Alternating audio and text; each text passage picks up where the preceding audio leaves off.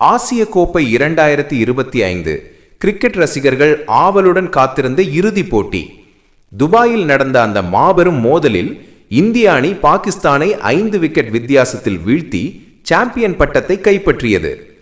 இதன் மூலம் இந்தியா 9வது முறையாக ஆசிய கோப்பையை வென்ற பெருமையை சம்பாதித்துள்ளது. ஆனால் போட்டிக்கு பிறகு நடந்த சம்பவம் தான் இப்போது பெரிய சர்ச்சையை ஏற்படுத்தி வருகிறது. ஏசிசி தலைவர் மற்றும் பாகிஸ்தான் கிரிக்கெட் வாரிய தலைவர் மொசின் நக்வியிடமிருந்து கோப்பையை வாங்க இந்திய அணி நேரடியாக மறுத்துவிட்டது.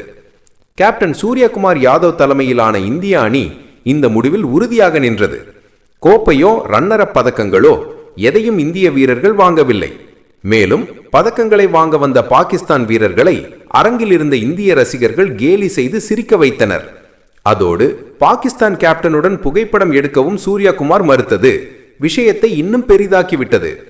இந்தியாவின் வெற்றி மகிழ்ச்சியில் மூழ்கியிருந்தாலும் கோப்பை வழங்கும் விழாவில் நடந்த இந்த சம்பவம் ஆசிய கோப்பை வரலாற்றில் சர்ச்சைக்குரிய தருணமாக பதியப்பட்டு விட்டது.